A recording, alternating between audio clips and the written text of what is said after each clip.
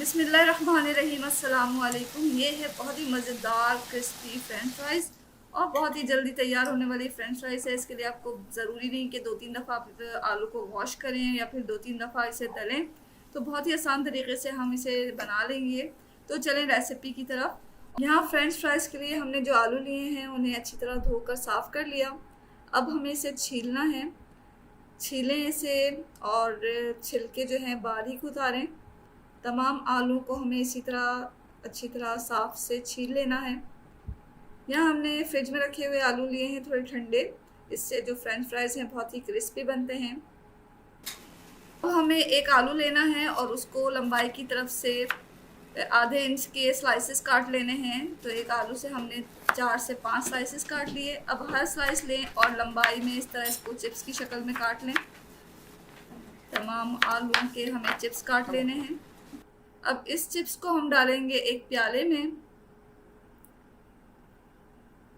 आलू को जो है हम पहले ही वॉश कर चुके थे, इनके छीलने से पहले ही वॉश कर चुके थे, तो इसे अब धोने की ज़रूरत नहीं है।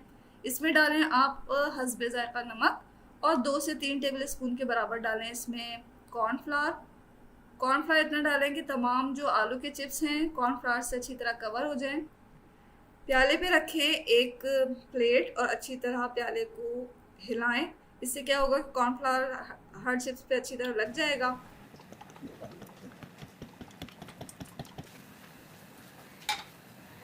अब एक पैन लेना है हमें, उसमें तेल डालें।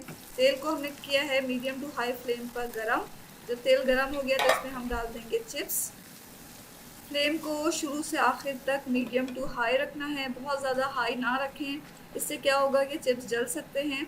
तो यहाँ हम 5 से 7 मिनट इसे ढक के पकाएंगे और 7 मिनट के दरमियान जो है हम बीच में ढकना खोल रहे हैं। 4 मिनट के बाद हमने ढकना खोला और चिप्स को चेक कर लिया कि नीचे से जल तो नहीं रहे या इसका कलर बहुत डार्क तो नहीं हो रहा। थोड़ा सा हमने इसे चेक किया और दोबारा से ढक दिया है। चिप्स अगर ज़्यादा डार्क कलर के होने लग जाए नीचे से तो आप फ्लेम को कम कर लें। यहाँ हम 7 मिनट तक चिप्स को ढक के पकाएंगे, उसके बाद इसका ढकना हटा दें और अब मीडियम टू हाई फ्लेम पर हम इसे तलेंगे बगैर ढके हुए। पूरे तलने के दौरान जो है तेल की ऊपरी सतह पे इस तरह की झाग नज़र आनी चाहिए। तेल अगर कम गर्म है तो ऐसी झाग नहीं बनेगी। आप अगर चूल्हे को आँच को हल्का कर देंगे तो ये हमारा जो फ्रेंच फ्राइज़ है वो ज़्यादा क्रिस्पी नहीं बनेगा और नरम सा बनेगा। तो इस तरह की झाग नज़र आनी चाहिए।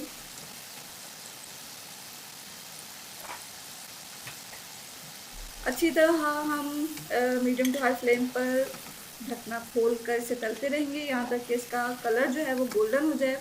जब फ्रेंच फ्राइज़ गोल्डन कलर के हो जाएंगे तो हम इसे निकाल लेंगे तेल से छान कर। तो यहाँ मिनटों में देखें आप हमारा फ्रेंच फ्राइज़ तैयार हो चुका है। सर्व करें फ्रेंच फ्राइज़ को केचप के साथ या किसी भी सॉस के साथ। बहुत ही मज़ेदार क्रिस्पी फ्रेंच फ्राइज़ घर पे तैयार करना बहुत ही आसान है। अब आपको फ्रेंच फ्राइज़ खाने के लिए बाहर जाने की हरगिज़ ज़रूरत नहीं, घर पे बनाएं और मज़े करें। दुआओं में हमेशा याद रखें। इसके साथ ही अल्लाह हाफ़िज़।